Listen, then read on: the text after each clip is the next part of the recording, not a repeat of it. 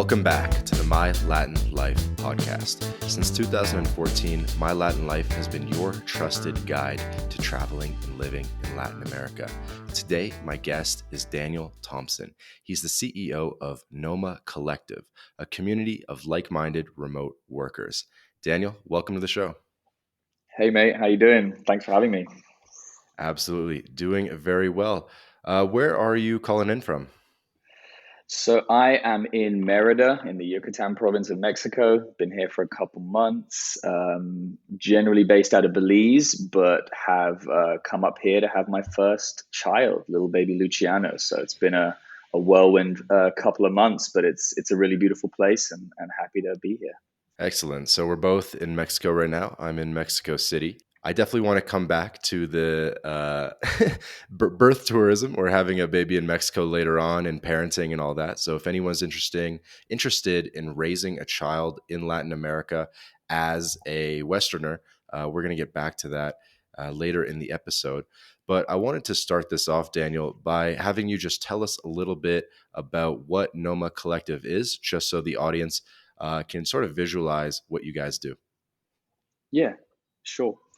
So, Noma Collective is a community of remote work professionals. We facilitate travel around the world. It really was born out of COVID. I think in remote work, we spent a year or two looking at our screens in our living room, kind of trying to figure out how this was going to work. And as the world started to open up, we realized that you could travel anywhere. And so travel can be daunting and remote work can be lonely, and I think we solve those two issues. We put together a community of people that are looking to travel but still maintain their day job and work remotely from anywhere in the world. So we've got trips predominantly in South America, but we also have a couple outside of South and Central America, like Kenya and Africa, and yeah, it's essentially a community of people that want to discover and travel the world together. Yeah, and when I first saw it, I thought it was sort of like a Selena, but I think you're approaching the problem a little bit differently, right? Because co-living is a growing space, and your approach to it is different. Where I think you're sort of starting with like group trips, and then from there you're sort of looking to get more fixed locations, or just bring us through exactly the business model. Yeah, for sure. Really, it's kind of come full circle. So we originally started in Belize in the middle of the pandemic. I have a background in music events, and actually, well, around whenever it was, like March 17th, 2020, everything that I'd ever done in my life had kind of been deemed non-essential. And so it kind of gave me some time, as well as a bunch of other people, I'm sure, like to think about what they're going to be doing. And I'd been working on a hotel project that was actually much more similar to a Selena, something that I think was born out of our generation that had gone backpacking and then now have a bit more money and like want the vibe of a hostel, but like don't want the bunk bed. And then you go to like the hotel that you used to go to with your parents, and you've got all the comfort and none of the vibe. And I think Selena was the first company I saw that kind of really put those two things together, this kind of like high Hmm. end hostel vibe. Hmm. And so I had, in the background of while I continued to do my festival stuff, I kind of had this vision of this kind of boutique hotel similar to a Selena. And I actually moved to Belize to get that project up and running about 3 months before COVID hit. So I was sitting there middle of COVID, all these hotels were empty, everything was closed, and it kind of like a brainwave hit us. And we're like, there's probably no other time that we're ever going to get this opportunity to try out something with all these hotels that are empty. And so as Belize opened back up, we decided to roll the dice and see if we could set up like essentially a pop-up co-living in Belize. It was called Umaya Village. The hotel that we still do on Noma trips is called Umaya. And so it made sense for Pop-up us to co-living. just, That's really cool. yeah. That's a cool phrasing. I mean, really, it was like, let's just see if this works. I mean, honestly, like my partner had done a like a pop up in a chateau in France the summer before, and so he kind of saw this ability to bring people together and have this kind of co-work, co-live situation. And so we have experience in digital marketing and like moving people, large amounts of people to different areas. We did some festivals in Croatia for many years, and we would take Hmm. thousands of people there. And so we're like, look, let's just do some ads, put some content together, and see if this works. And within like 3 weeks, we had like March, or it was like February to April booked up. And that was when it kind of clicked, and we were like, oh, this is so much bigger than what we thought it was going to be. I almost thought it was going to be something that would just pass the time while the world worked out this COVID situation. And so, to kind of go full circle to your question, we started off in one location, and as the world opened up, we were there for the whole of 2021. And what started to happen was people were asking us, like, they would come to Amaya Village, they would do the 3 week stay, which was the minimum we would ask for people to come and stay. And then they would say to us, like, where do I go next? Like, I don't want to go back home. I've let my lease go, or whatever the reasoning is. And that question just kept coming up, like, where do we go? Where do we go? And so at the end of the year, we were faced with this kind of decision, like, do we stay in one place, or do we branch out and see if we can't, offer this opportunity out in other locations? And so I we took out our black books, and we were like, right, where do we know people who potentially have connections? And we started to go through, and we found all these beautiful places. I'd lived in Buenos Aires for many years, so it was a good hotel there that was built by a friend of mine, refurbished, actually, a lovely French couple. They Hmm. refurbished a Art Deco kind of mansion in San Telmo, and like all of these places started to pop up. And so we were like, well, you know why don't we do more pop-ups to find out really where people want to go, and then if it works, then we can look at more long term locations. So it's kind of like, I think long term we will end up being kind of a hotel, or a group of hotels that are kind of remote work ready destinations around the world. But it was kind of born through this kind of roll of the dice, basically. Interesting. Yeah, I think you're bringing something new to this space that we haven't seen yet, and that's really why I wanted to have you on the podcast. Oh, I try to mention at the beginning of every podcast kind of how everyone knows each other, and I had first heard about you through Chase Warrington's podcast About Abroad. So shout out to Hmm. Chase, friend of the podcast, previous podcast guest, and um, I noticed that you have a big background in organizing festivals, organizing events, right? Like you've been organizing festivals for like 10 years. Yeah, basically, my whole life has been in the music industry before I decided I wanted to go into this like Selena-esque kind of boutique hotel model that I Hmm. just mentioned. So yeah, my father's a musician. My mom met my dad at his concert. Like, she worked in the music industry her whole life. So I was born into it. And so very early on, like 16, I started to do events. I met my long-term partner, Jack Robinson. Shout out to Jack. He's the owner of quite a few festivals in Europe and in the UK.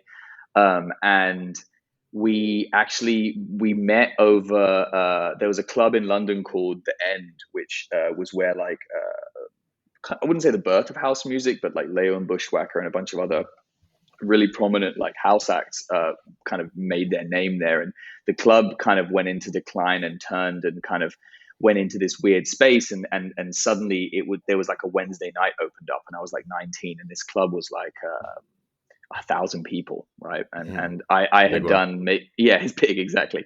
And I had done maybe like, a couple, like we'd done once a month 300-person events. Like, we were nowhere near ready to really do that 1,000 people, but it was this unique opportunity, and it was right at the birth of dubstep. And my sister used to hang out at a record store that was really prominent in the early days of dubstep.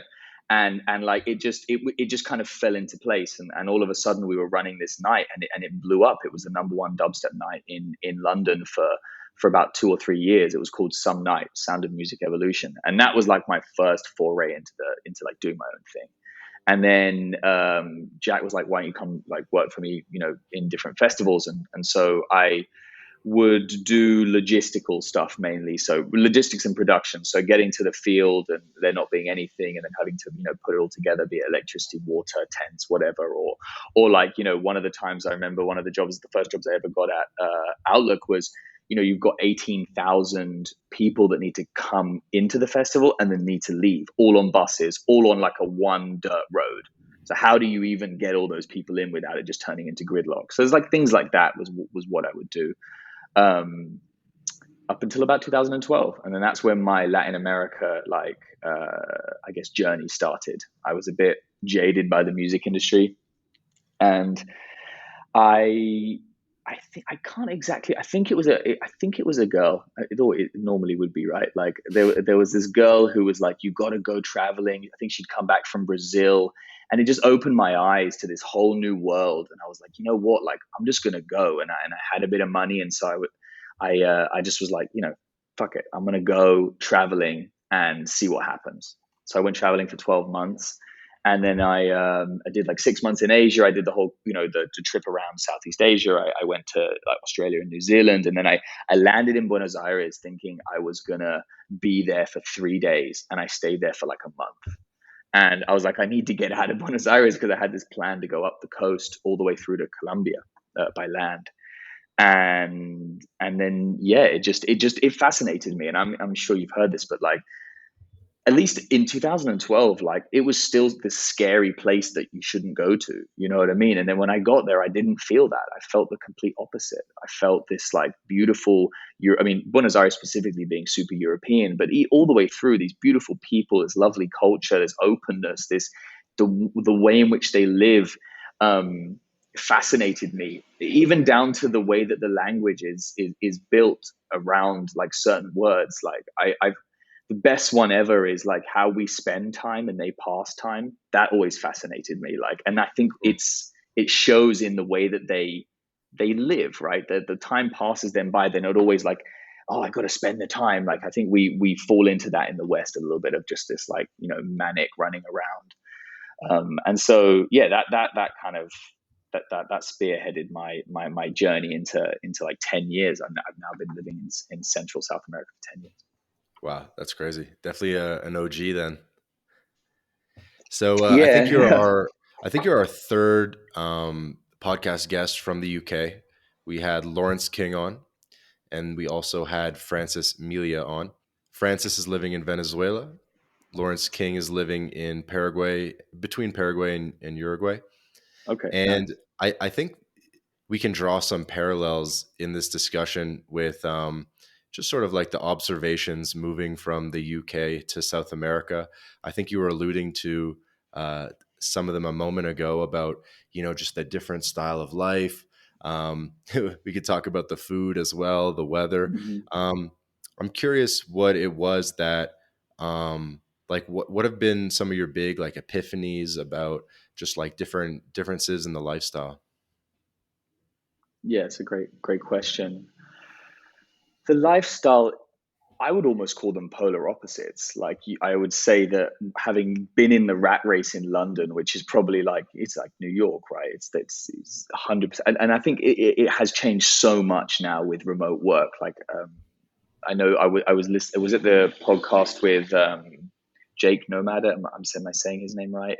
Yep. He was talking about how it just was like it just was taboo to go and say, hey, I'm going to take 6 months and go live in in Panama or whatever.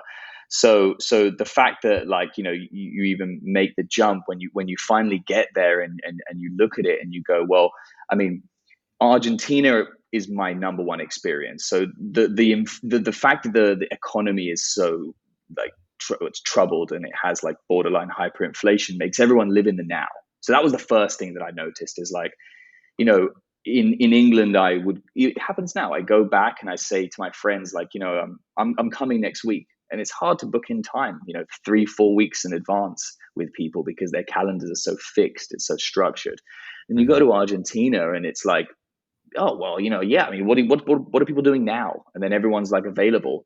And I think part of that is to do with this, like, you can't think too far in advance because who knows what's going to happen tomorrow, but we know what's going to happen now, and let's have some fun. It's like Buenos Aires is full of life because of that, I think. So that was the first thing that shocked me, was like how in the moment everyone was. I'd say that's number one. Number two, probably, I mean, the food. I'm a big barbecuer. Like, I love asados. So, and like I perfected. I learned in Argentina, and then I perfected in Uruguay because my wife is Uruguayan. And I went and lived like in Uruguay in a place called El Pinar, which is like about half an hour outside of Montevideo. And we were spending some time with Evelyn's parents, and like Uruguayans, it's like mate and asados, and like they Yep. do, minimum one asado a Wonderful week, combo. right? Wonderful Yeah, I combo. mean, I'm also fully a mate user. Like, I'm every day on the mate. Really? Still? Oh yeah, I actually today I had a coffee and I was like, oh, it just doesn't sit right anymore. The mate is just so smooth, and yeah, I don't know. I guess you just get used to it, right? But yeah, I'm that person looking for yerba in like Mexico, basically. But Yeah, you're reminding me I gotta go, I gotta go find some. I always travel with a bombilla. yeah, man. I mean, it's funny because we're saying like bombilla or bombilla. Like, my accent's changing because I learned all my Spanish in Argentina, so I'm a 100%. But now in Mexico, it's kind of, I think my accent's slightly changing because it's so different. Even It's all the alright. words they use Well, here is. if your wife is Uruguayan, I think I think that gives you the right to use I'm the allowed. accent. Yeah, you're allowed, right? Because 'Cause they'll be um, like, aprendiste español en Argentina?" It's like, mi esposa yeah, es uruguaya." yeah, exactly. I mean, I'm allowed, like, pretty much. I would say, yeah, I think so. I mean, yeah, so food was one, and definitely like the again, there's something really cool about the asado, which is it's not even the food that's the best thing about the asado. It's the cultural, like, association of, like, everyone comes together. You spend an entire afternoon and you sit down, and the food is part of it, but it's the essence of the asado that's the most important thing. And I think you could put parallels there with like how we're all, you go to America, you go out in like America, in North America, and people are like, you have to be in and out in 45 minutes, but Mhm. versus South America, where, like, if you're going to a barbecue, the chances are you'll be there for 7-8 hours, right? Like, I love it. And everyone kind of comments about just the food quality in general, about how in Latin America, you're finally getting real food, right? Because in the UK, everything's imported. The hmm tomatoes have like a weird gray color, and food just doesn't taste natural in the UK. Is that something that you've noticed as well? Yeah, totally. In fact, like, I'd like to give a shout out to Belize at this point, because like in my journey, I would say like the most natural, like, farm to plate food that I've found so far is in Belize. And like a random, like, bit of information, but in Belize, when everything locked down, they closed the borders and they realized that, like, it's one of the few countries in the world that they actually produce enough food in Belize to feed everyone. Like, and that's really rare, because I think that was one of the major things when COVID first hit, was like, oh, like, let's say supply chains break, like, what happens in terms of food. And in Belize, it's bountiful land in general, right? Like, the fruit falls from the trees, like all the 20 different types of mangoes, papayas, pineapples, oranges, bananas. Like, the bananas are literally free in Belize. And I'm not even joking, because like Dole, I think, is the company that has the majority Hmm. the company, like, they have the deal with the companies that produce in Belize, and they have like a minimum maximum measurement, because all the fruit has to look perfect when it goes to the West. And Hmm. so anything that doesn't enter into their specifications just gets given away. They can't sell it, so people just wait outside of the factories where they box everything, and you basically just pay the gas to get for the banana to get to you. So like in Belize, it's like 50 cents American for 6 bananas. You can't beat that. Like, that's an amazing price. So yeah, I would say, like, definitely Buenos Aires has, I would say, like, great. It's the Buenos Aires and probably Argentina and Uruguay. Probably Uruguay has better meat than Argentina, but in general, like, the meat the beef specifically is epic. But in terms of veggies, like man, Belize is like it's just because there's no commercialized anything really. It's all very small. So. Yeah, yeah. You know what, Daniel? Let's do a little bit of a deep dive on Belize then, because this is a country that um, is, there's not a lot of information out there on it, Hmm. and especially when it's so close to the Riviera Maya, Mexico. I'm almost embarrassed that I haven't been, and I would say it kind of counts as Latin America. Like people do speak a lot of Spanish in Belize, right? Hmm. Yeah, so it's an anomaly. It's crazy. I mean, like I'm gonna be honest. I was the same as you when I first heard about it. I was like, the only thing I knew about it was this show that come out in the UK called Ross Kemp on Gangs, which was he was a guy from like a soap opera in the UK that he started to do this like real life going and like speaking to gangs, and I was like. It was not the best representation of the country, right? And Okay. Belize gets a bad rap because it has unfortunately an issue with crime in Belize City that's really located to about like a 14 block radius. And it's a real shame that it gets like stained by that because the rest of the country is just beautiful. The people are amazing. Like I cannot express to you how open and welcoming the people are. And I think that I think it was in the same podcast that I was listening to before that you had done that, a lot of different countries, there's varying levels of like openness to foreigners, right? Like coming in. And I think that a country that, was involved in colonization to be still so open and friendly is really rare. And so when I moved there, I was shocked by not only the friendliness, but the diversity of the different cultures that are there. So you've got like, obviously, you've got a massive Mayan influence where there's definitely a lot of Yep. speaking like what just Spanish. And as you get to the Guatemalan or the Mexican border, more Spanish spoken. But the Hmm. whole coast are these like Creole and Garifuna communities, which speak kind of like a broken English. It's kind of like Creole. It's kind of English base, but kind of a bit like patois, like Jamaica, but Right. again, it's its own kind of language, I guess, or at least dialect. And so yeah, Belize deep dive. I mean, uh, Caribbean mix with Latin America. There's 400,000 people in the whole country. You've got Mennonites, you've got Chinese, you've got like it's a real wide berth. You've got a decent amount of expats. Predominantly, originally it was like Canadian and the United States, but Hmm. getting a lot more English and a lot of different types of people. It pretty much like 80% of everyone goes to the islands. There's like Yeah. Cocker uh, Key or something. Key Corker is like the backpacker island, which is super cool.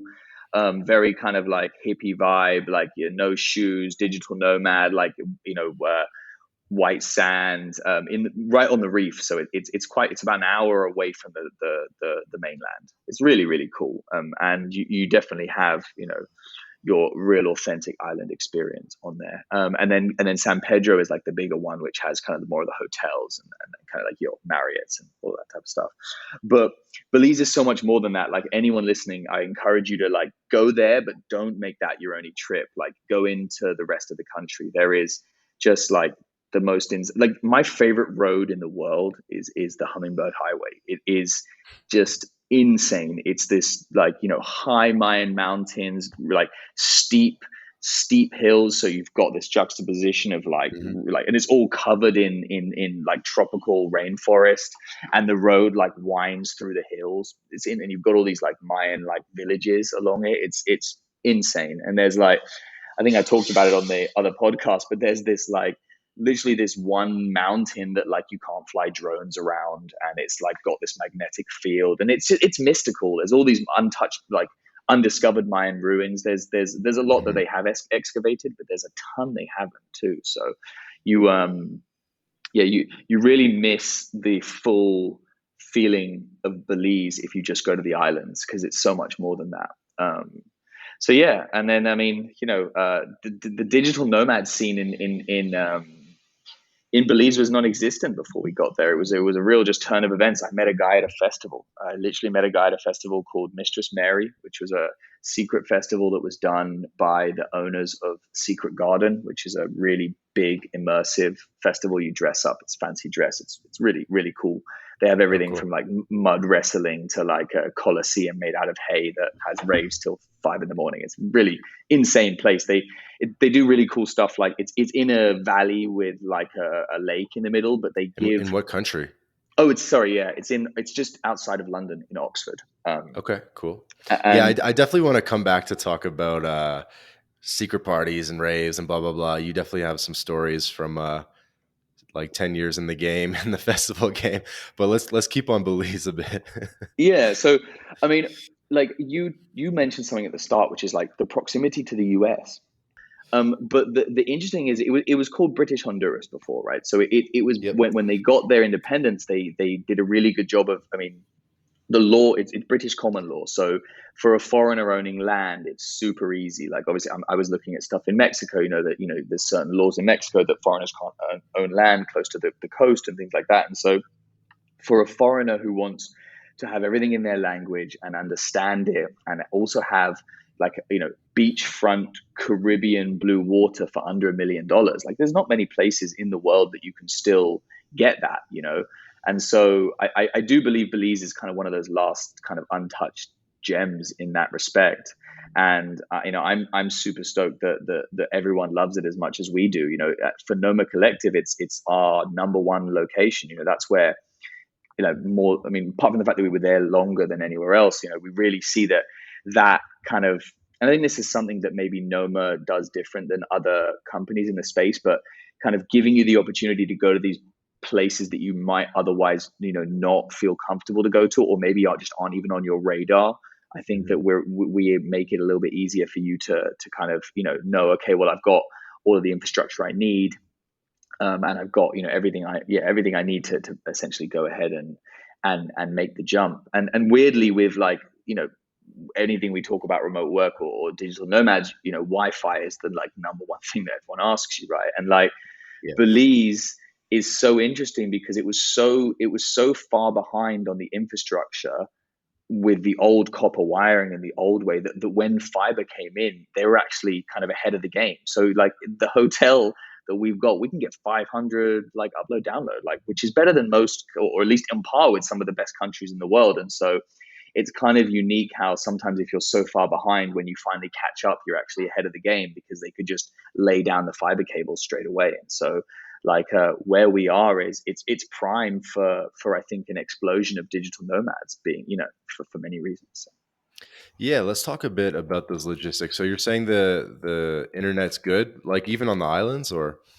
So the islands is a little bit different. Obviously, when you don't have a cable directly connecting, there is this like level of issue in terms of like a storm coming in or something like that. So Mhm. we do a trip in Bocas del Toro, which is an island of Panama. I'm sure you may or Yep, not know of it, but I mean, so you know of it, I'm sure, but you may not have been there. I have been there actually. Okay, cool, nice. So like the internet there is amazing unless there's a hurricane that comes through or a big storm, right? And that's something that there's nothing that they can do yet. But I like what they're doing, and I think they're doing it at Key is for sure they're doing it in Bocas, is they're running a cable underground because there's just like there's just a level of like what can you do if a storm comes through, right? So but we had a hurricane come through when we had a cohort on site in October. It was a cat 1, so the kind of lowest one, but still we were Mhm. kind of worried. And the internet was perfect the whole way through. We actually had a couple reviews being like, we made it through a hurricane, the internet didn't even go out. So I was pretty happy about that. But no, the only issue that we ever come across, and this is something that goes across all of these kind of more minimal infrastructure locations, is there's the occasional power outage. And that's Okay. just something that happens. Like, for example, most of Belize's power comes from Mexico. We had one time where someone just crashed into the pylon and just knocked it out. Like the pylon runs along the road. There was a car crash. It knocked out the pylon, and that just knocked out like the power for like half of the country. So I think that like there are certain things that you can't like account for, but providing that those very rare opportunities don't come about, or those like kind of rare instances, like yeah, it's Hmm. unbelievably good for what it is. And also you don't have those issues of bandwidth like Mexico has, for example, like in Puerto Escondido. I know they're really struggling, and I think they're going to get through it, but that the issue there was just too many people, like right, for the infrastructure that they had. Whereas in Belize, at least where we are in Placencia specifically, the village is 2,000 people. So the infrastructure they've got set up there with the towers could probably do 20, 30, 40,000 people before it ever becomes a problem. Gotcha. Yeah. So what town did you say you're in? Placencia? Yeah, so Placencia is the town that we're in. It's a really unique place topographically as well. It's a peninsula, Hmm. about 20 miles long, really thin. At some points, it's less than like 10 meters wide, and in the most maybe 50 meters. So you've got on one side you've got the Mayan Mountains and like a lagoon, and then on the other side you've got the Caribbean Ocean with the islands. So you've got Hmm. False Key, which is like the closest key to us, which is you can like kayak out to it. Yeah. And so, yeah, it's unique because essentially it was a spit. Like there's a river mouth just above it, and over thousands of years, I guess the silt kind of like basically built this sandbank, and then there was a fishing village that I think is about 350 years old that started there, which is called Sane Bite, which is where we do our social impact program, Hmm. which is kind of the next village along from Hmm. Maya Beach. Which there's three villages along the peninsula. We're in Maya Yeah. Beach, Same Bite, and then Placencia Village. But the whole area is called Placencia. Yeah, I'm looking And at it on a map. okay, yeah, I have a random pin in my Google Maps on a place called Above Grounds Coffee House in yeah, Placencia. yeah. Above grounds, that's the number one coffee place. Um, Nice. yeah, no, they're great. They bring in their grains from not grains. Is it grains? Is that what they say? Yeah, coffee grains. From Guatemala, they roast them on site. They do a great job. They make a great cold brew. They're really nice. He's actually a Scottish guy, if I'm not mistaken. His name's Mike. But yeah, so Placencia is pretty crazy. Also because 10 years ago there was no road. Like sorry, there was no pavement, so it was like a dirt road. And like when people first were like, Placencia village was actually only accessible by a boat for many years. And so like in the last 10 years when they paved the road, it's kind of obviously made it super accessible, and so property's been bought up, and it's finite amount of property there as well. So it's yeah, I've never been to a place like it. I didn't realize that there were mountains in Belize because the Yucatan is very flat. Hmm. But I guess the Belize is sort of like the start of a mini mountain range, huh? Yeah, so the north is completely flat, like exactly very similar to I guess the like Quintana Roo, and like but as you get below Belize City, it just suddenly changes, almost like some big like God has come in and just chopped it up. It's insane. I mean, later on, like Google a hummingbird highway, because it really is unique. And then it kind of goes down, I guess, into like Guatemala, and then yeah, by into Guatemala there's loads of mountains, right? So it's right on the cusp. Interesting. And so could you potentially like go up into the mountains to have like a cooler climate? Yeah, totally. I mean, cooler within reason, right? So Yeah. it's never going to be cold, but you definitely notice it. Like we do this great hike as part of the like our Noma editions, in this place called the Coxcomb Basin. There's like a hike, and you go kind of, I think, 3 miles up and then 3 miles down to a waterfall. And you Mhm. definitely notice the difference in the air 100%. But you're going from base, you're going from water, like level, sea level, to yeah, to I guess kind of 2 miles up. But yeah, there is. I mean, there's no snow, put it that way. So you're kind of in the middle there. Definitely makes sense. Yeah, a couple other logistics questions I was thinking about. Hmm. So we talked about a bit about the internet and how it's actually quite good, eh? In would that be the case even in like the small towns and secondary cities? Like I guess the second city is Belmopan, and then Hmm. you're in Placencia. Um, I mean, I'm sure there's a couple cool spots in the country? Like in these smaller towns, is the Wi-Fi still good?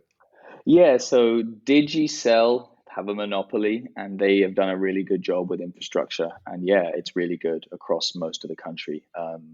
I think that the areas that it starts to get a bit tough is like when you're away from a large town. Basically, the further you get away from a cell phone tower, essentially, is where it starts to get tough. Like I was looking at a location in the middle of the Hummingbird as Hmm. a kind of secondary location where we could do like a week immersion in the jungle with kind of a bit of a Hmm. food element and that type of stuff. Yeah, that'd be cool. And yeah, and we weren't able to get the internet there yet. But the way they were explaining it is like, oh, we're working towards it, like, as in like it's on our list. It's just we just haven't got there yet. I mean, again, it's about really they focus on the tourism places because aside from that, as I said, it's like, I mean, the biggest population density is 60,000 people in Belize City, and then the next one is, I think, Belmopan, which is like 24,000 people. I mean, that's like one square block in most cities that we're used to, right? So Hmm. so yeah, but no, Belize is. I think I see the changes even in the time that I've been there. I mean, I've been there 4 years, and we're really excited to get a permanent location there, and then have it as a nomad hotspot for the foreseeable future. Like just as you said, the ability to get close to like get close. Sorry, come from the United States, be there within under 2 hours. The fact that they speak English and the fact that they have all of the amenities and infrastructure for a nomad, I think it's one of the most perfect locations within the Caribbean. So to get from Belize to Merida, did you take the bus? I'm guessing, like you bus to I drove. Chetumal. You drove. Okay. Yeah, I drove. I drove with my cat and my dog and my pregnant wife at the time, and now we have an extra person, Luciano, and so yeah, I think we won't all fit in the car on the way back. I'm imagining someone will have to fly. Wait, and so do you have a car registered that like you own a car down there? Yeah, so when I moved to Belize, the public transport in Belize is pretty minimal, and Hmm. being as the peninsula is like long and thin, you need a vehicle. And so yeah, there's basically with your tourist visa coming into Mexico, you can just get a tourist visa for whatever the amount of days that you have for yourself. You can get it for your car, basically. So it's actually really simple. At Chetamol, you go there, you pay like a deposit, things like $400, and then it, Hmm. it costs almost nothing. Like you just need to get insurance. So I need to like I had to get insurance from my Belizean insurance agency, and then yeah, I've been driving around my vehicle in Merida so Did you far. buy the car in Belize? Yeah, I bought the car in Belize. It's a little bit more expensive to buy vehicles in Belize. Like any of the small markets, it's very similar to Uruguay. There's a monopoly. The people who bring the cars in want to keep the prices high, and so you're bound by like a certain level of premium of secondhand cars in there. But it was nothing crazy. I mean, yeah, I mean, Yeah, that's cool. secondhand I didn't vehicles I are didn't the realize you safer. were like Yeah. that established in Belize. How many years have you been kind of based there? Yes, I moved there in 2019, right before the pandemic, and then we left like 4 months ago. So yeah, I mean, established in the sense of needing a vehicle for sure. It's probably the most established I've been since I left the UK in 2012. I've always been pretty loose in terms of like physical things, like material things. I believe a lot in the minimalist lifestyle and like spending money on experiences and food. I pretty much all my money just goes on food, I would say, and food and good IPAs. That's my vice. How expensive is Belize? It's a good question. It's definitely not as cheap as Mexico. Like Mexico, when I moved here, I was like, wow, we're paying like 40%, probably more in Belize. But I think that's something that just comes with those small countries. I have a bit of experience similarly in Uruguay. The they have I mean Uruguay is, I mean, I was reading an article yesterday, like they have done an amazing job at making everyone legal, getting everyone in, having what they call it obra social, but like health insurance and all the different levels of kind of like social what strategies that a government can do to make sure that everyone has the things that they need to live. But consequently, the prices are high. Importing is high. Like gas is expensive in Belize. Like local food's really cheap. Imported goods are really expensive. That's the way. Like if you were looking Yeah. to drink some nice whiskey, you're going to pay more than you would. But if you're looking to drink local rum, it's super cheap. So I think it's more about that. But then again, like, there's no Apple store. So, it's, yeah, it's the most minimal infrastructure location I've ever been in. Like, there's no 2-lane highways, for example. Really? So, yeah. So it's, I mean, it definitely strikes you when you're there going, oh, wow. Like, they're still building infrastructure, basic infrastructure. So would you say that could Belize be someone's like first destination in Central America, or do you think it's more for like somewhat hardened travelers? That's a good question. I think what Noma does is allows countries to become a first destination for people, even if Mm, otherwise it wouldn't be. I think that's something that that I touched on before. Um, I think that if you were to do it alone and you spoke English, you wouldn't have an issue. But having said, I think the thing that scares people is just the unknown. But you know, I think that it all depends on how you are. Like like me as a person, I liked the experience of going somewhere where I didn't know the language. I wanted to learn Spanish. I wanted to jump into it, so I did it. But I think that scares a lot of people. I think like when I talk about the two things that we solve, one is the daunting nature of travel, and the other is like being lonely as a remote worker, and like how those two things can how we can help those two things. And I think that's where Noma kind of fits nicely. But Yeah, I think yeah, that's a it's great answer, to be honest. And I think that's one of the cool aspects of what you're doing and what sort of Selena did was exactly what you said is you're making these destinations where you needed to have a little bit of savvy back in the day, but you guys are kind of providing that infrastructure and being like, look, we got you on the Wi-Fi, we got you on the, nice accommodations, like you're going to be good. You just got to get here. yeah, exactly. I think maybe now thinking about it, it might be it'd be an easier destination purely based on the language. At Right, least at right, least at right. least you can get out there and order a taxi, which I think is what people worry about. Like, and obviously like everyone knows you get to an airport, that's the most likely place you're going to get scammed, right when you get there if you don't know the language. So that's kind of like when we were looking at the add-ons and the additions that we can kind of give to people to add value. The number one was make sure that you get to your hotel relax. Like there's someone there with a sign, they pick you up, it's all covered, it's included in the price. You get there, and then once you're in your hotel room or your residence, whatever the location is, then you can kind of venture out on your terms. You don't have your backpack on, you don't have your suitcase, you don't have all your money with you. You know what I mean? There's a level of like anxiety that I think even if you're the most hardened traveler, you feel that when you get to a new country. Sometimes that's what gets you up in the morning. I remember by the end of my travel, I would go to more remote locations to kind of feel that buzz. But yeah, I think there's a lot Good of work. yeah. Is there Uber in Brazil, No, in Belize? no, there's no Uber. There's no McDonald's. There's no franchises actually. There is the only big brand is Coca-Cola basically, and Coca. Yeah, and actually, funnily enough, it's one of the few countries that still only uses cane sugar because Right, Belize like Mexico. produces cane sugar. Yeah, exactly.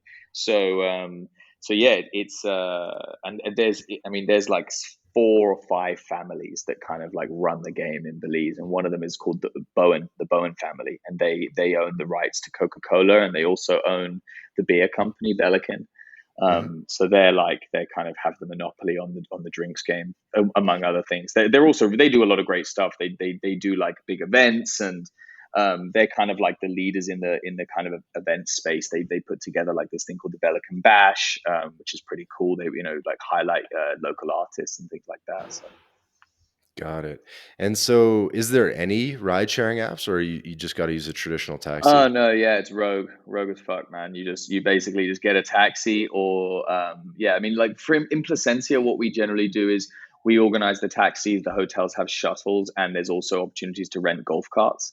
It's definitely like a golf cart vibe. Go slow, island time, that type of vibe. So no one's in a rush in Belize, that's for sure. Interesting. Yeah, I definitely have a couple more questions about Belize, if you don't mind. You're like our Yeah, man, let's roll. local Belize expert. I mean, I want Um, people to learn about it, man. It's like it's what like it needs that light being shined on it because I think it got kind of pushed into the dark for many years. I think people should experience it. The people want it. yeah, I have a theory I just made up, which is that I think Belize was probably pretty popular like in the 2000s when Canadian and Americans, I feel like they went to Belize a lot and they went to Costa Rica a lot. Hmm. And I feel like maybe Belize has gone a little bit further down on the list of places with kind of like the rise of the popularity of Mexico and Hmm. I guess maybe of Colombia. But I feel like lots of retirees and Canadian snowbirds used to go to Belize, but I don't hear about as much about it anymore. They still do. It's definitely the biggest market. I mean, I think what you're touching on is ultimately like a price point, and I think Belize is slightly more expensive than Mexico and Colombia and those places, and I think that's a lot of the reason why it doesn't get the backpacker scene because of that. I think when you know how it is if you're backpacking and you're going through six countries and you look at one and it's 40% more than the other ones, you'll think twice about going to it, and I think that has hindered it somewhat. Um, and I think that part of the reason that we want to continue to develop our own location is to be able to offer some better price points because for whatever reason it's quite expensive to rent like a hotel like room as well. What you would pay $50 for in Bacalar, you pay $150 for in Belize, right? And you're only what Really? 4 hours difference or whatever. It's the same principle, like, right? And I mean, Bacalar is beautiful. On a side note, like Yeah, it's I been was I was just growing there. in popularity a lot, eh? Yeah, yeah, really beautiful. I mean, I had to just go down to Belize for some work a couple of weeks ago, and we ended up just stopping on the way back, and damn, man, that place is breathtaking. I always wanted to do the backpacker trip through Belize and then over to Flores, Guatemala, and then you Hmm. continue down the kind of classic Central America trip. Yeah, it was funny. I was thinking about what I wanted to speak about on the podcast today, and it reminded me of this. I read this blog in 2014 about these two guys that bought like a really nice Toyota like truck, I guess. And Forerunner, I think it's yeah, yeah, and they basically they I think they started in like Venezuela and they went through the Guyanas and like Suriname and then they like dropped down into Manaus like through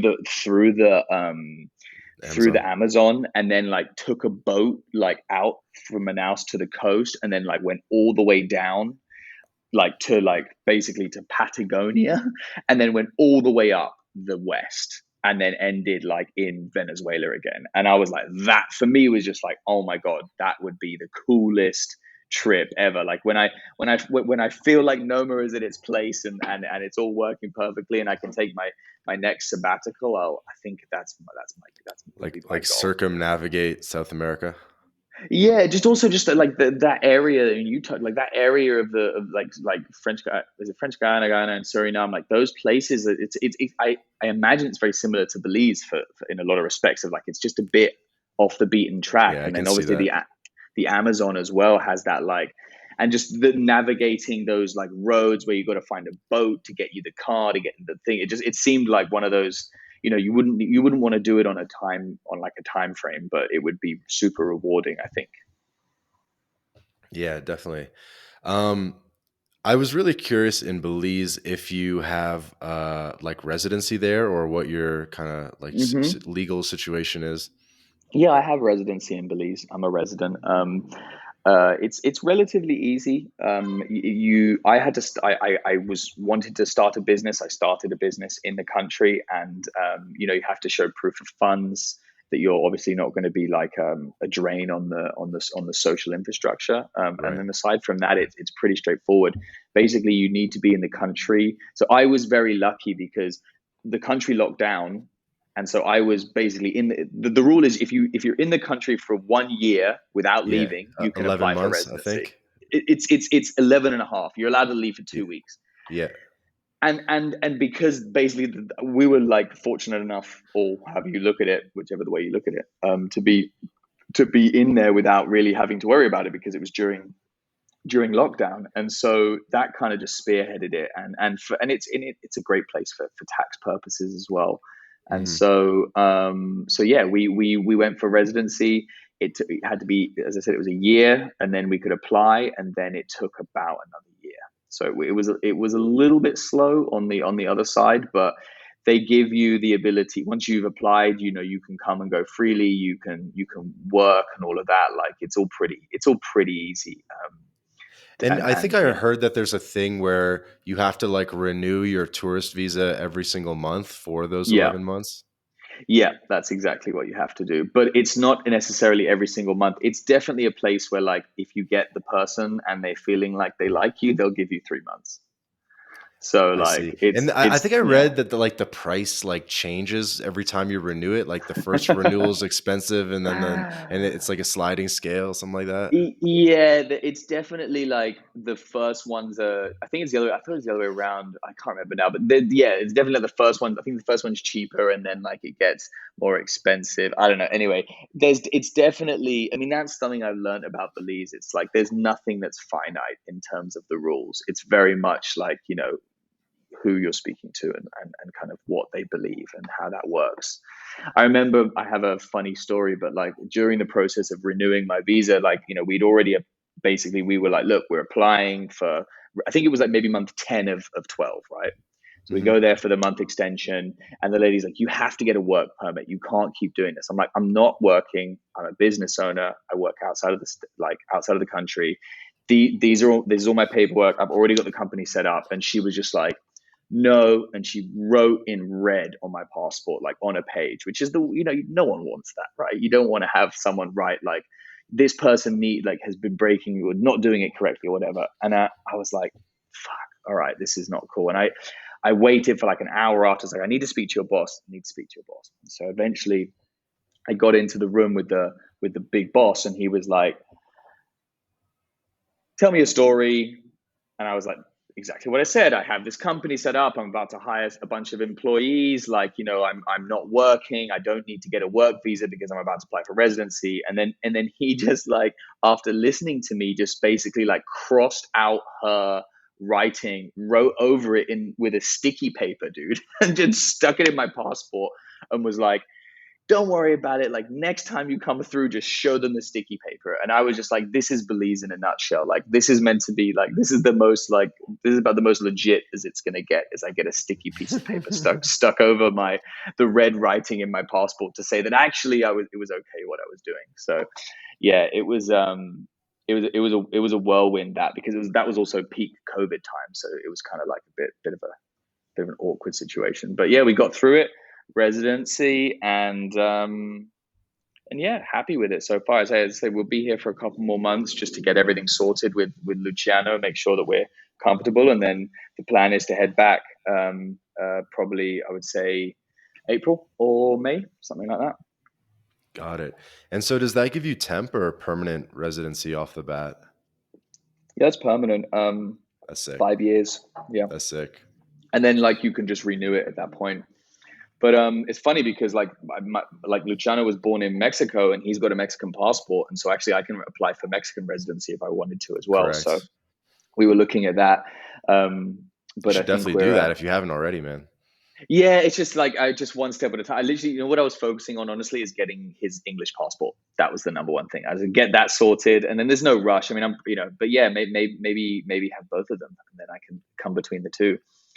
So that's I need to work out the Yeah, for vehicle. sure, for sure. Then you kind of have like if you're gonna keep being based in Belize, like to have that extra level of access to Mexico would be nice.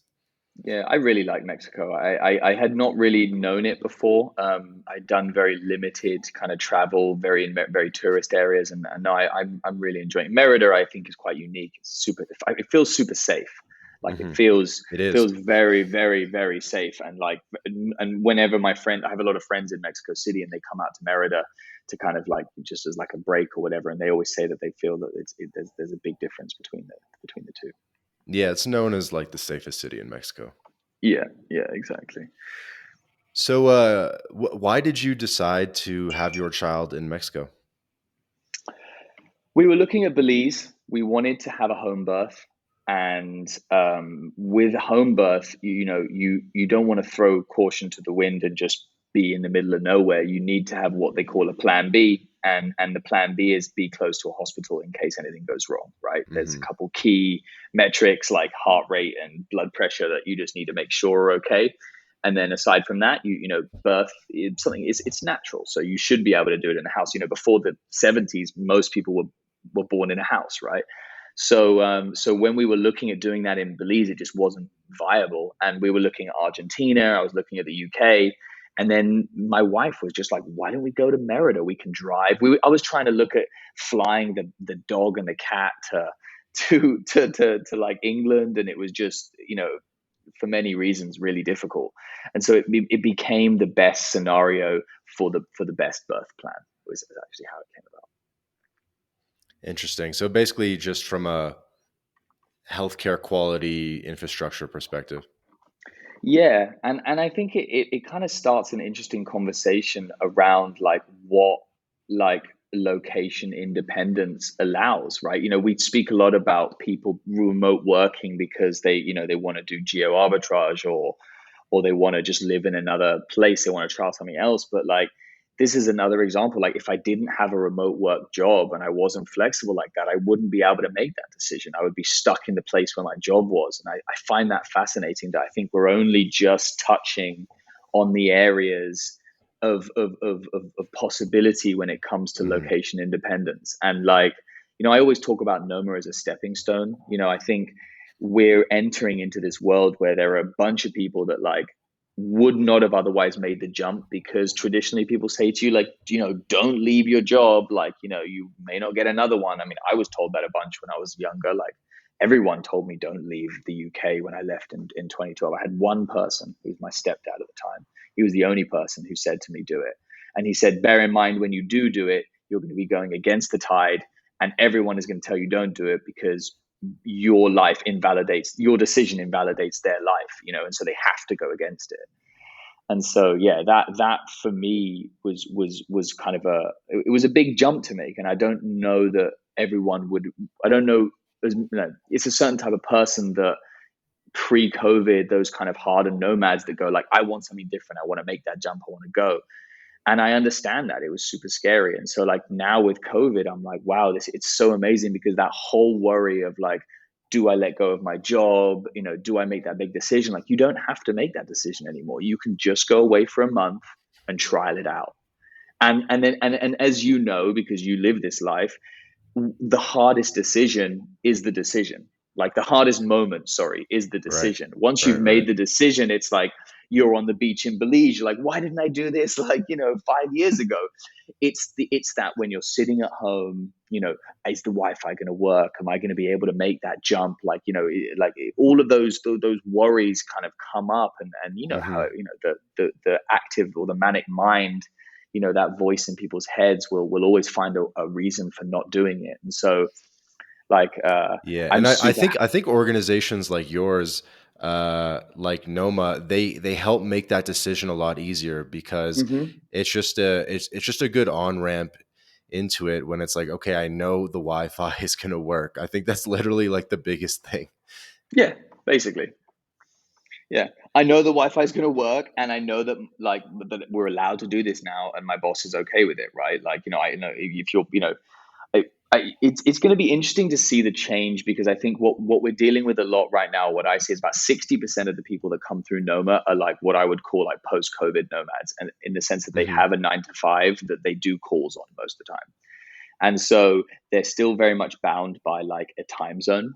Yep. And so we see that a lot. And I think I'm interested to see how that develops because, you're seeing certain companies, and obviously there's a certain level of someone. If you're a sales agent and you have to do calls and you're on that time zone, well, then you are going to be bound.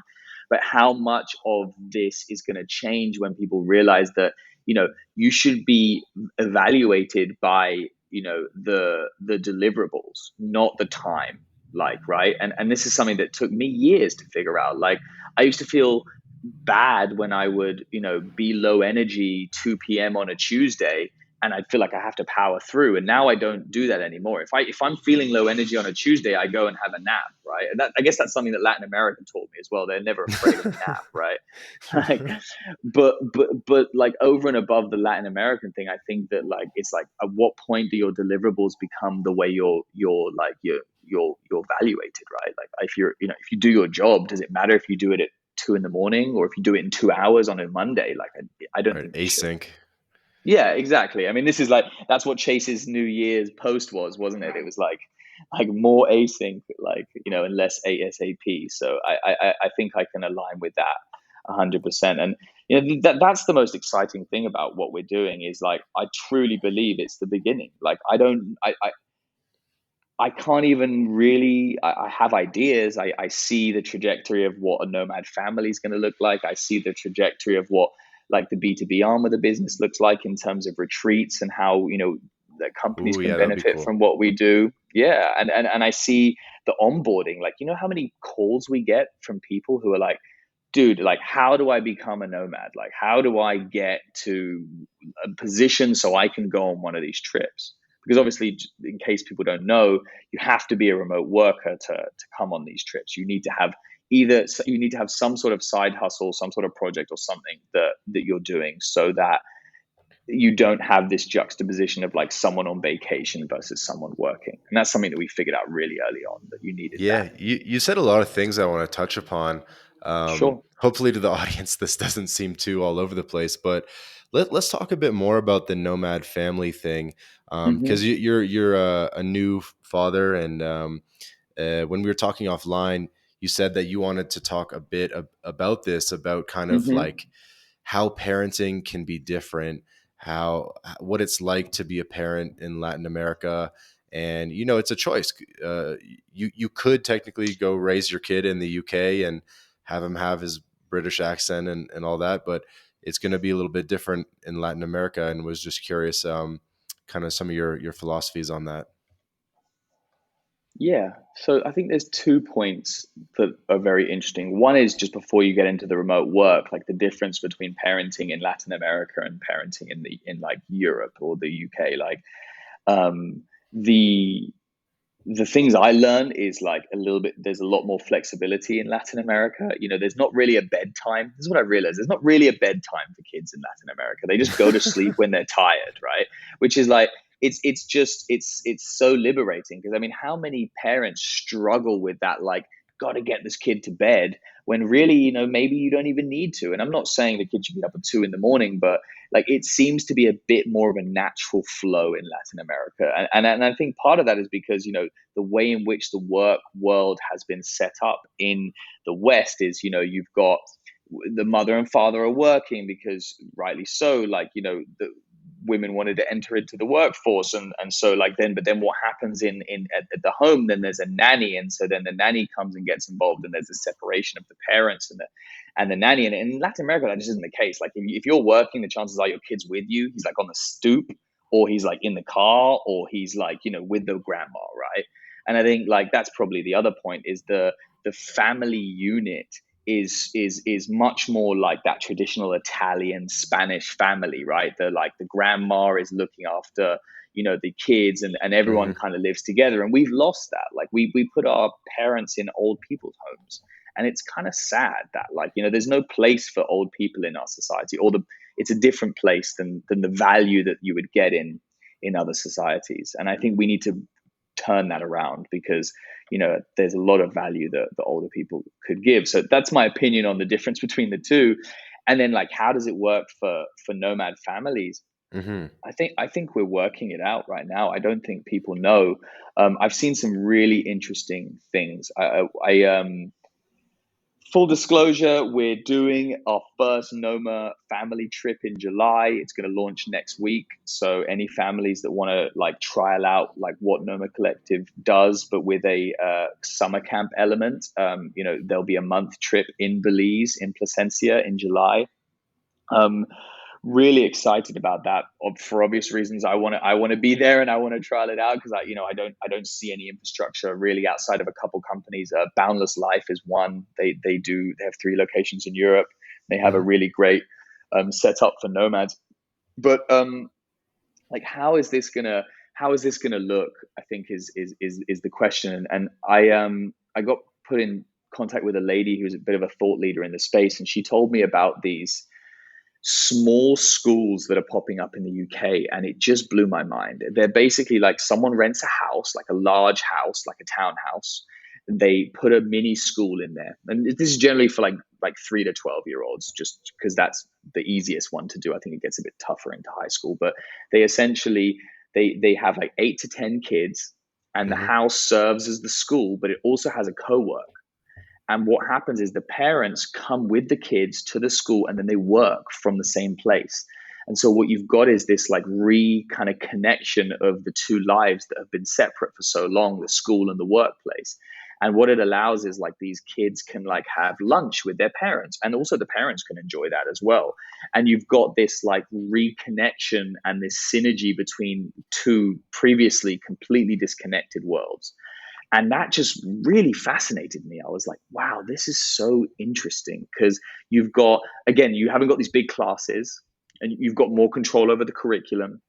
You've got this connection with your parents. So you're not like, you get to spend those quality moments with them. The parents don't feel like they're disconnected from the kids.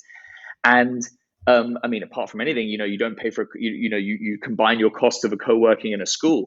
So anyway, this lady was telling me about this, and she's just saying like they cannot keep up with the demand. So like they'll take a house, they'll fill it for 8 kids, and then they'll just do another one, and they're just rinsing and repeating this process. And so that just shows you how easily you can come up with, or not maybe easily, but how with just a little bit of a different view on things, you can start to do something really interesting. So, I touched on this a little bit with Chase, but if you ask me what my kind of like North Star vision is that there would be a kind of a collective of schools that aren't necessarily owned by the same person, but know that the curriculum is at least like interchangeable. And Mhm. then you could do basically semester on semester in different locations. And so you could essentially travel with your kids to different locations, and they would have they would maintain the infrastructure of the school curriculum so that they don't lose focus. And they would maybe even travel with some kids that would be doing the same route, and then you could do maybe a semester in each country. And like, what he was saying is that like what a better way to learn about the Egyptians than be in Egypt, right? Like there's no better way to learn about that. And then like he was talking about this family that were doing this ad hoc. There wasn't this infrastructure, but the kids wanted to learn about marine biology, so they went to, I can't remember where it was. I want to say the Gili Islands, but regardless of where it was, it's like they just were like, right, we're going to put a trip around that. We're going to go there, and they're going to go diving and snorkeling every day, and they're going to really learn about it. And like, I look back on my own trajectory and how I ended up where I am and why I was able to make the jumps. And I think a lot of the reason is because I was traveling as a kid. My dad took me places. He was doing concerts all around the world. And so, like, I think if we could deliver that for these kids, that they would, come out with better life skills than the current generation. Like being able to see how the other side lives, I think is something that we're struggling in the world right now with echo chambers and people canceling and this whole culture of like if you don't agree with everything that someone says, like you're out. And so the way that you get perspective is to see how the other side lives. And so the ability to travel, and obviously not everyone has that ability, and I'm aware that we're really privileged to be able to do that. But I think that there is ability for that to become more mainstream long term. Yeah, yeah, definitely. I think there's so many trends that are sort of coming together at the same time. I think you're going to see just generally a lot more international families where the Hmm. two parents are from different countries, and then Hmm. they kind of have to decide, okay, are we going to raise our kids in my country or your country or a third country? Yeah. Yeah, I mean, I'm living that. We've got, Latin and, British, and now, like, I guess first month in Mexico.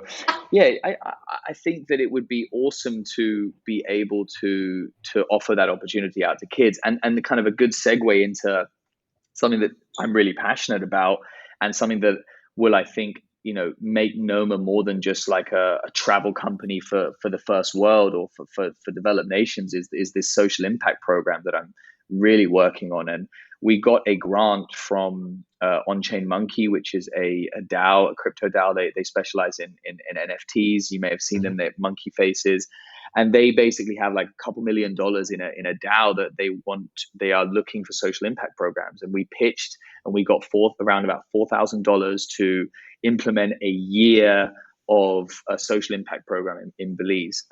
So we're able to do one activities class a week and one beach cleanup a month in Sane Bite, which is the Garifuna fishing village in Placencia that I told you about.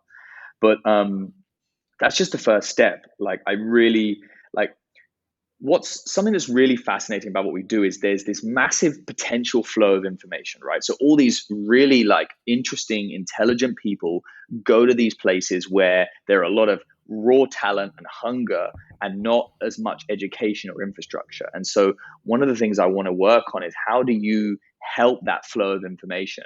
And I think a mentor program is something that could be really interesting. And so, as we move forward, as we start to develop these social impact programs, I see this vision of, like, if 5 years time I could have taken a couple kids from the same by village who wanted to do photography to New York to do an internship, I would be like the happiest person in the world. Like, the ability to connect. So not just take these kids from the UK, like my kid, to Belize, but the other way too.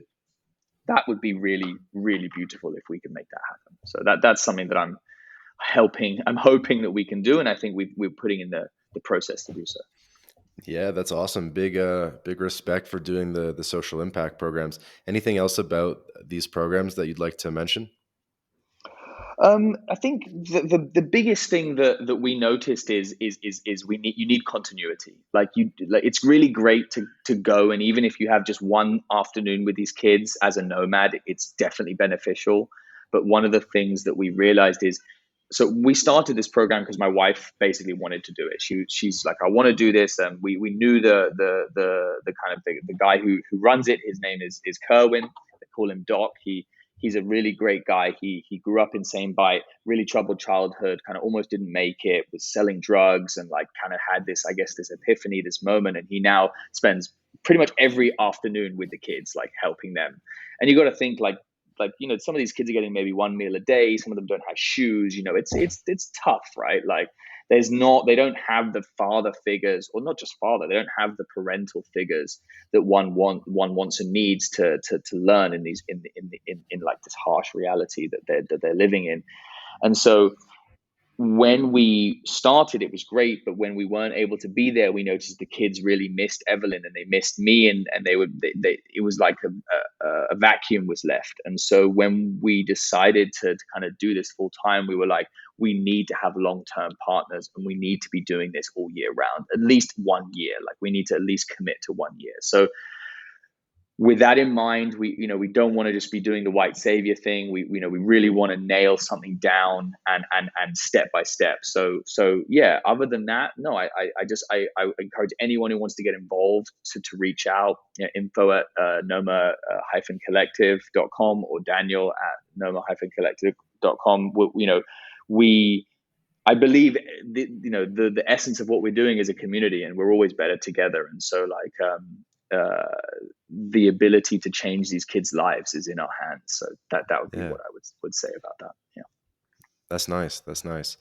So you have trips to a lot of different places. You have Belize, Argentina, Hmm. Bocas del Toro, Panama. Those seem to be Hmm.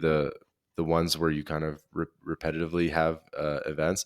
Hmm. Um, What and I'm looking at it and I'm seeing that the like for example the Placencia one is 43 nights and it says from $2,100. Like that seems like a pretty good deal. What do you kind of get included when you book a trip or I don't know if you call it a trip, but if yeah, you Hmm. book an experience with you guys, like what's all included with that? Yeah, for sure. So yeah, all trips start around 3 weeks, and so the 3 week period is around $2,000. So that trip at 42 nights is just finished, and it was actually like it was 2 3 week periods that we did back to back. Okay. But what normally is included is so obviously your accommodation, your airport pickup, and a portable hotspot are the three most important things. So the portable hotspot is like a small device with a data loaded SIM that, like, over and above the infrastructure on site, allows you to be connected 100% of the time. So just going back to the same thing we probably mentioned like 6 times, but Wi-Fi, right? Like being able to Okay. be connected is number one. So over and above that, we offer, like, depending on the location. So in our more nature focused locations, we go on wellness. So for example, in Belize, we have 3 yoga classes a week. That's included in the price. Um, this is the first time we've done this, but this trip that just started like 4 days ago, Hmm. we implemented something else that is going to be baked into the price, which is, and I probably need to tell you a story to give you this, but essentially, like, what we're offering is a business and life coach free session for you when you get there, and it actually starts with basically like a breath work community breath work session with everyone. Hmm. And the idea is that I kept seeing people about 2 to 3 weeks into their trip, like one sunset, like staring off into the, like, just into the ocean, I guess, being like, what am I doing with my life? Like, people come on these trips because they're in a process. They're going through something. They want to make a change. There's something that's said, like, I'm not content with my life, right? In just even at worst, it's just like, I want to do a trip, but at best, it's like, I need to make a change, right? And so often when you're in those situations and you're with a bunch of people, you don't have someone to talk to. And this just kept coming up. And what we found is that community managers would naturally be that person. And so, at the same time, I kept getting all these growth coaches and these business coaches kind of messaging me and being like, I really want to, I feel like your community would really benefit. And so finally we decided to partner with one. His name's Brandon. Shout out to Brandon. He just did the first one with us, and like, it was I wasn't in it, but obviously, it's everyone on site. But it apparently broke open a whole bunch of stuff. Like 3 or 4 people had like moments of crying and revelations, and like it was this like super amazing bonding experience for everyone. So they have this breath work session that's about an hour and a half that brings up anything that you're trying to work through, and that's part of it, that's built into the price. And then after that, you get one free session that's like an hour, I think, to like basically look through a little bit more about what maybe would have come up in that period of time, and then you can choose to kind of continue with them or not, based on kind of what you want. But I think moving forward, this like value add of like helping you in your transition, be it personal or business, is something that we're going to continue to add. So that's something new that's just started, and from what I can tell, was a big success. Um, so yeah, what the other things that are involved? So there's an on-site community manager. They're there to just kind of be your port of contact. Like, they're a local person. They, if the language is different, they speak the language, that type of stuff. And then we normally throw in a family dinner. So we don't normally advertise it, but we normally surprise people and just say, hey, we're going to cover this dinner for you guys. And then aside from that, there are some add-ons. So, the excursions that we do on the weekends are, paid for over and above that. They range from like 60 to $100, and they can be like a hike or a waterfall, hike to a waterfall, or like a catamaran trip. Or, for example, in Kenya, it's a safari, which is slightly more expensive, but obviously, like, dependent on the location. Still like a massive bucket list experience. Yeah, that's epic. And I think you said, I heard on Chase's podcast that you've had over 700 people go through or take one of your trips. Hmm. Yeah, we're almost hitting the 800 mark right now. Really stoked to get to 1,000. Yeah, it's as I said, I never really expected it to be what it is, and I'm really blessed, and I feel like it's like an opportunity to just help people on their journey, and yeah, I mean, like we're doing about 45, I guess between 30 and 45 people a month right now, and you know, I guess it's probably worth explaining kind of like, that we currently rent locations and then kind of repurpose them. So we either take a mansion or a bunch of villas, all very close together. It's worth noting that one of the things that we do, which is really important for the community building, is that everyone needs to be in the same place. You need to have those ad hoc, like meet you in the corridor and then let's go for a coffee experience. If you separate people across multiple places in a city, let's say like one villa in one area, one in another, you never get that like connection. And at the end of the day, we're pack animals. We want connection. That's what keeps people coming back. And even if they don't travel with us, things we've seen is like, there's a group of guys that met in like May 21 and they're still traveling together now. And they like meet up every couple of weeks and I assume they're going to be lifetime friends. Like that's what this is about, right? So what what we want to deliver long term is our own purpose built locations, and I describe them to be kind of something in the middle of like a Google office and a Tulum hotel, which I don't know if you it sounds kind of crazy, but like I want the fun but like really capable nature of those like tech company offices. So all of the like ping pong table, the food, the drinks, the whatever, but also the meeting rooms and the booths and all of that. And then I want to slide into the pool. And then from there I want these really nice like, seats on the beach and these really nice villas with sunken seating areas and just like this like perfect mix of like fun and work. Like really that's what I think ultimately what people are realizing is that the work life balance can become this one. Like you can do both. There is a way to do both of those. So yeah, the next step for us is to find locations that we either rent long term or we repurpose and purchase and turn into these kind of remote work ready destinations. And our plan is by 2025 to have the ability to have a Noma passport where you can essentially Mm. pay us every month and you get the same level of service, kind of like a flat fee, something like between 2 and 2.5, and you can basically travel the world with us, and you're going to have all of the amenities and all of um, the experiences that you've come to expect Yeah, from I love from a it. Noma community. Yeah. Yeah, I think that's huge. I think that's definitely going to be a thing. How do you get your people on the trip? Like, how do you advertise? What's this? Do you get on a call with them beforehand, or is it all just like done online? How do you? Yeah, I mean, like, how do you how do you get people? Yeah, how do you acquire? Yeah, yeah, for sure. So, um, we now have probably about 40% of the people that come on trips now are alumni. So we get a lot of repeat bookings. But let's say someone who they are not in the community yet, they haven't been vetted essentially. They go through like a vetting process, and we sit kind of in the middle of our competitors in terms of that vetting process. So let's say you see an ad, you go to our homepage, you then click on the Get Started button. That'll take you to a form that you fill out, just some basic questions, some relatively simple stuff. Do you work remote? What location would you want to go to? And then you book a call with us with our sales slash vetting agent. At which point, you do that call, and it's really like a way for you to get to know us, but us to get to know you.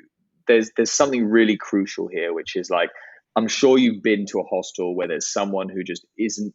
They're not necessarily like a bad person. They're not the right vibe for that crew, and it really puts a spin into like your feeling and how that evening or that week goes, right? Like it's so critical that everyone is on the same vibe. This go with the Like-minded flow people. attitude. Yeah, like I mean, but it's almost like a overused phrase, the whole like-minded people. But it's so important. It's like you need people to be glass half full. You need people to be go with the flow, and obviously you need to deliver on the product. Like, I understand that, but there's this. I think there's a lot of people that think that they want this, but then when they actually come, they realize they don't. And so we've learned over time, like, certain red flags that kind of are like, maybe this isn't for you right now. And I'm not even going to say that you can't come on a trip later, but like, people who maybe have not left the United States and assume that the world works like the United States. That the reality is it's an anomaly. Like, things don't work that well outside of America. You know what I mean? Maybe in the UK or somewhere, but that like, everything is there in 10 seconds mentality. Or, for example, I mean, I never thought this would be a thing, but the amount of people that got annoyed about bugs when we, like, because we didn't tell them about it. Like, I thought that was commonplace in the Caribbean. Like, you go to the hot country, there's mosquitoes, there's sandflies. That's just like, it's not. I can't do anything about that. But people would get really annoyed at you about it. They'd be like, "You Mm. didn't tell us about the bugs." And so slowly, but yeah, I know it's mental when I say it, but like, slowly but surely we put together this kind of like questions that allow us to kind of gauge what type of person they are, and they generally center around community things like, Where do you what are you looking. advertise? Sorry to interrupt. Where do you Yeah, like no where worries. what's the top of the funnel? How do you get the word out?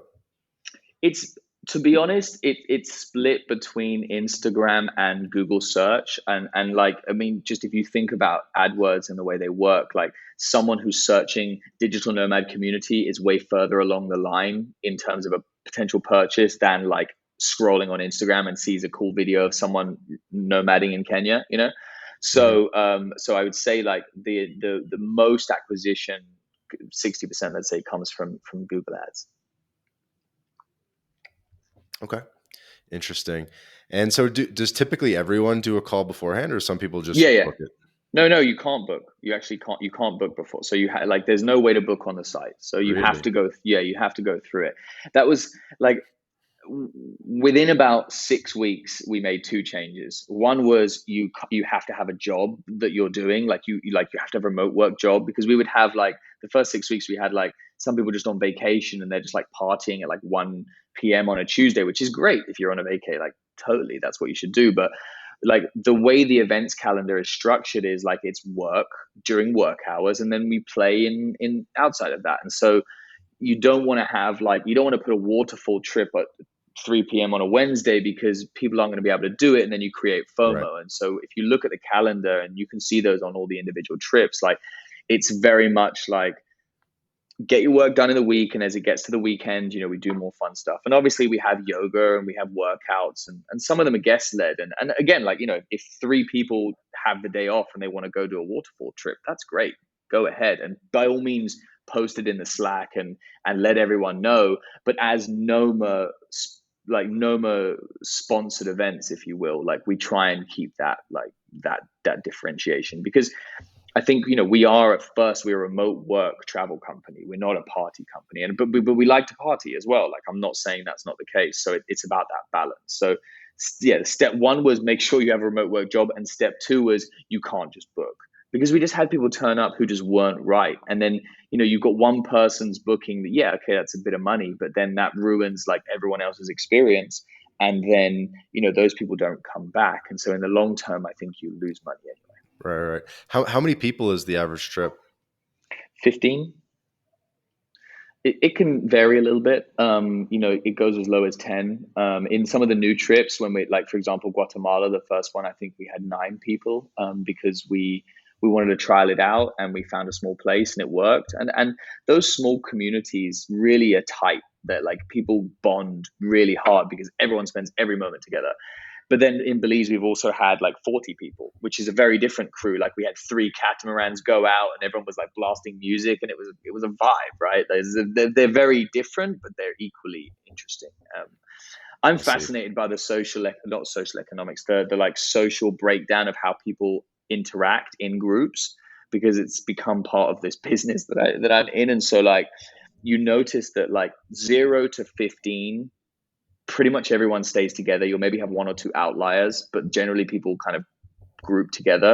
Once you get above 15, you start to get these like fractions, and so you'll get like two or three crews, and then when you get into the 45, you have, you'll basically have each alpha will kind of like lead their crew, and it's really fascinating how people move in that respect. You've probably seen it in hostels, but just more ad hoc. Yeah, we had a previous guest, Craig the travel junkie, and he organizes like big group trips.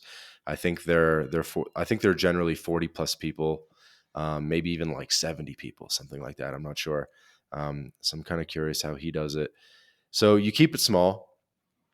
Um, what's the mix between like single versus relationship and people? Like, do you get a discount if you bring your girlfriend, or is it like full like double price or? Yeah. So with couples, we charge a 20% like on top, so it works out to be way cheaper. And that's Oh wow, that's it. So the trip that's 2,100 would only be like 2,500 ish. Yeah, exactly. So it works. Okay. If you're a couple, it works out to be like really good. We're about 30% couples.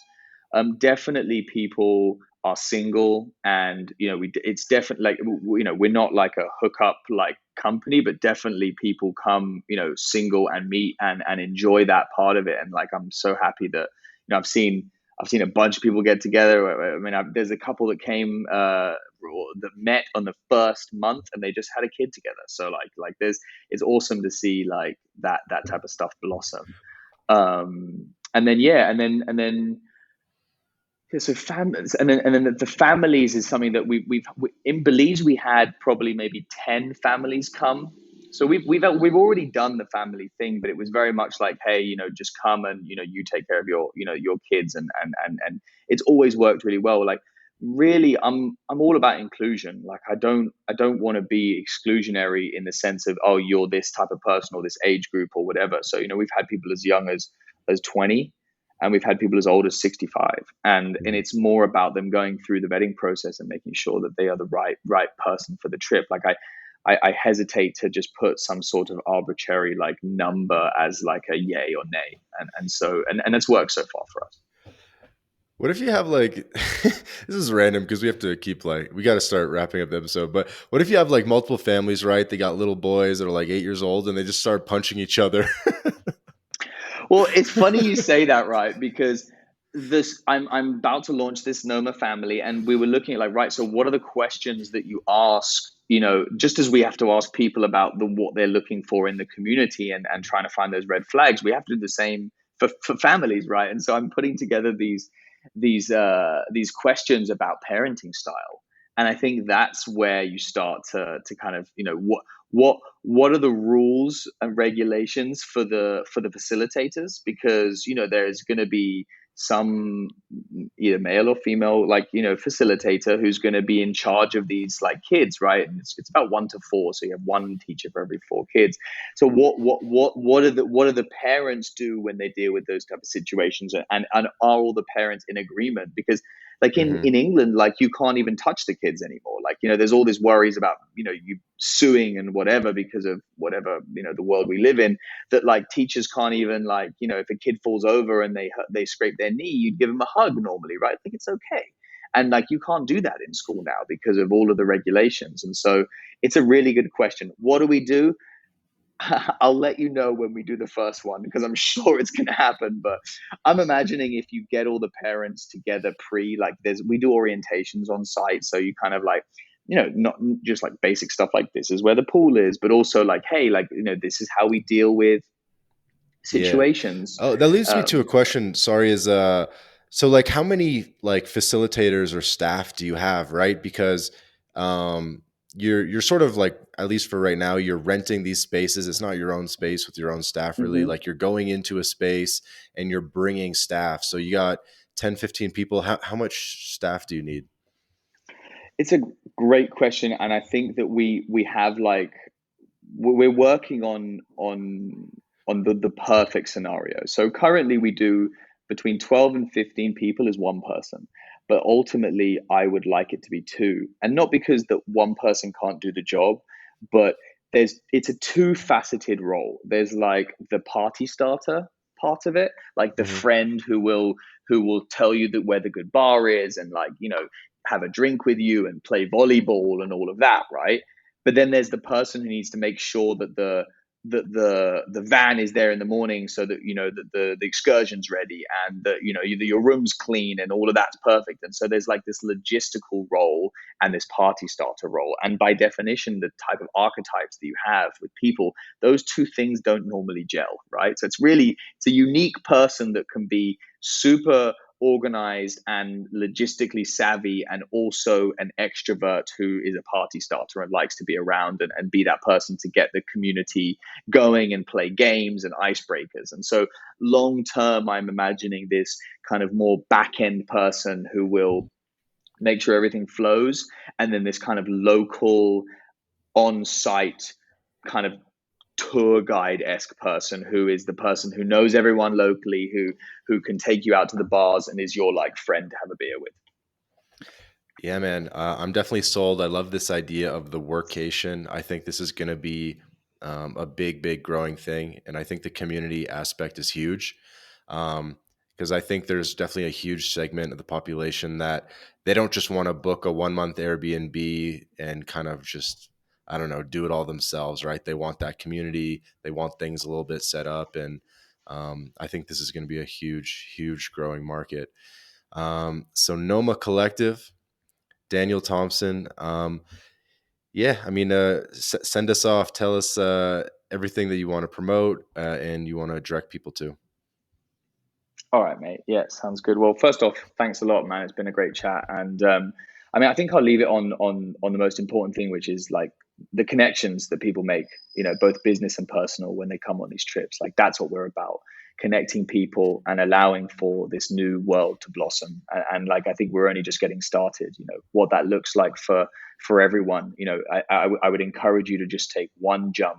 The worst case scenario is you go back home and you go, it was a nice, fun time, but I want to continue working from my couch. But I almost guarantee that's not the case. So yeah, we've got a whole bunch of awesome stuff that we just launched. Q2 went out yesterday. We've got Guatemala, Bali, Buenos Aires, Belize, Kenya, Panama, and we've got a really exciting, European late summer plan for Q3. So keep your eyes peeled for that one. And yeah, I look, if there's anything that anyone wants to reach out to me about, I'm an open door. I feel like we're just getting started, and as I said, this comes off the back of a community, right? So I'll leave you saying that, as I said with Chase, we're better together, and feel free to reach out. Daniel at Noma-collective.com. And yeah, if you want to check us out on Instagram, I think that's a really good way of seeing what we do. It's Noma Collective HQ. And yeah, look forward to hearing more, and perhaps coming on the podcast and chatting a bit more about Latin America. We didn't even get into any of the places that you keep posting, which I want to go to. Like, so maybe next time we can talk a bit more about your travels and where you think is going to be the next up and coming location, because we're always looking for new spots. Yeah, thank you, sir. I just followed Noma Collective on Instagram. Everyone else should do that as well. Daniel, dude, you're a super personable guy. I feel like I could talk to you about anything. So we're going to have you back on. Always, man. Just let me know when. I'll be there. And maybe we'll do it in person next time, and I'll bring the beers.